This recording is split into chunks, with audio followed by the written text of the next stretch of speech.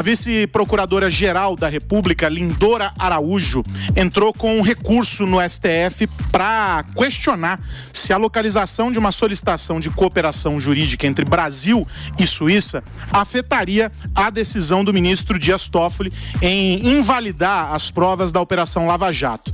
No dia 6 deste mês, o ministro anulou as provas do acordo de leniência da Odebrecht ao afirmar que a falta de um acordo formal entre os países tornava os indícios de corrupção imprestáveis. A decisão de Toffoli foi motivada após o Ministério da Justiça informar que não encontrou acordos que formalizassem a colaboração entre os dois países. 6 dias depois, a pasta voltou atrás e informou que havia encontrado uma solicitação de cooperação internacional.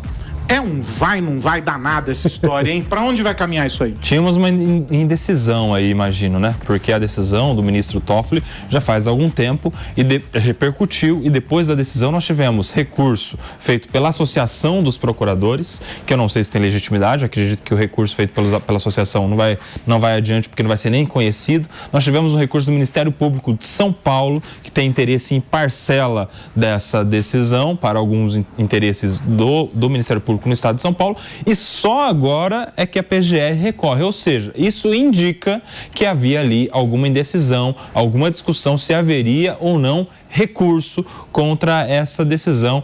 Talvez tenha sido uma pressão dos próprios procuradores, dos próprios membros do Ministério Público para que esse recurso fosse feito e não fosse tão vontade assim do chefe do Ministério Público da Procuradoria-Geral da República, Aros. Primeiro que é uma vergonha, né, o Ministério da Justiça falar que não tinha um acordo de cooperação entre os países, quando de fato tinha o acordo de cooperação entre os países na investigação transnacional, né? É um absurdo, por exemplo, ele de pronto falar que não tinha nada, quando bastava uma pesquisa mais aprofundada que chegaria nesse acordo. Agora, é bom lembrar, né, que a invalidação do Toffoli das provas do acordo de leniência vai muito além desse acordo, né? O Toffoli, por meio de perícia técnica, concluiu que as provas apresentadas pela Odebrecht no acordo de leniência são facilmente manipuláveis e ele não podia ter a certeza absoluta, ninguém podia ter certeza absoluta se os dados não foram alterados, né, para fins de criminalizar determinadas pessoas, né? Então, esse ponto aí, se tem acordo ou não, apesar de ser relevante, não é apenas uma peça do grande quebra-cabeça que foi a decisão do Toffoli. Mas o meu ponto é que eventuais falhas processuais não podem jogar fora o bebê com a água do banho. Porque se um problema processual é grave, roubar bilhões de reais dos cofres públicos, distorcendo o funcionamento da política, da democracia brasileira e da economia brasileira, também é muito grave. E a gente precisa, sim, encontrar meios seguros dentro da lei de punir os criminosos, porque o crime está escancarado. Que seja ilegalmente. Acabei de falar, dentro da lei. Mas a questão é que você afirma que está escancarado se tem provas robustas. É que uma coisa depende da outra, mano. De forma ilegal. Veja, o que vocês estão dizendo é o seguinte: é impossível dizer quem roubou? Não é impossível dizer quem roubou. A questão é impossível dizer quem roubou sem um processo que resulte uma conclusão de que alguém roubou. Se o processo é nulo, não há como chegar na conclusão. A única forma que eu vejo, estruturalmente, desculpa aí te interromper, de mudar essa lógica é aumentar o prazo de prescrição. Eu também acho. Né? Aumentar de 5 para 10 para 20 anos, né?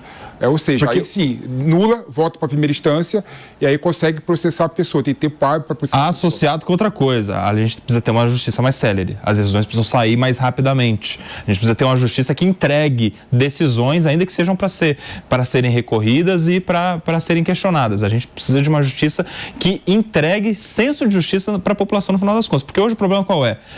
Fica muito tempo para se julgar e quando se julga lá no final das contas foi entendido como um nulo o processo, tem um vício de nulidade aqui ou ali, e aí vamos recomeçar, mas não dá mais tempo porque já prescreveu, decorrido o prazo. E aí o resumo da ópera é que no sistema de justiça brasileiro a conclusão hoje é que quem tem dinheiro e recursos para pagar bons advogados... Essa é uma falácia, na verdade. ...processos eternos, não é punido. Não tem base no banco de dados. Se você fizer uma pesquisa simples, qual é o maior índice de reforma de decisões criminais nas cortes superiores, STJ, STF, você vai ver que o maior índice é da Defensoria Pública. Porque o maior volume é da Defensoria Pública. Não é o maior volume. Que atende a pessoas de até 3 salários mínimos. Os advogados têm um índice de reverter julgado muito menor do que o da Defensoria. Os advogados particulares, que são esses que vocês falam, e os bons advogados contratados e etc. Qual é o grande empresário que está preso por corrupção hoje? Qual é o grande empresário? Qual é o grande empresário? Mas eu não entendi a comparação. Essa é a questão. Como assim? Ele está dizendo não no sentido de reformar a decisão, mas a capacidade que eles têm de postergar a decisão. Exato. De arrastar até o limite. E de como o sistema judicial brasileiro hoje não pune ricos que tenham cometido corrupção. Esse é o meu ponto. Quem é que está preso? A questão é quem comete corrupção tem que ser assim entendido depois de um processo justo que conclua nesse sentido. Veja, aí é que a gente, coisa depende da outra. Vai falar línguas diferentes. Eu estou falando a língua do jornalismo, a língua onde a gente apura fatos e, diante dos fatos, a gente chama os fatos pelo nome que tem.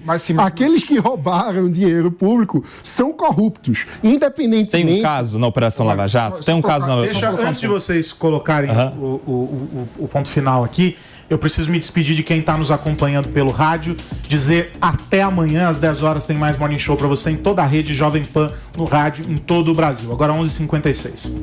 Mário, eu entendo o que você colocou, né? E é difícil até para a sociedade entender como pode devolverem bilhões de corrupção da Petrobras, né?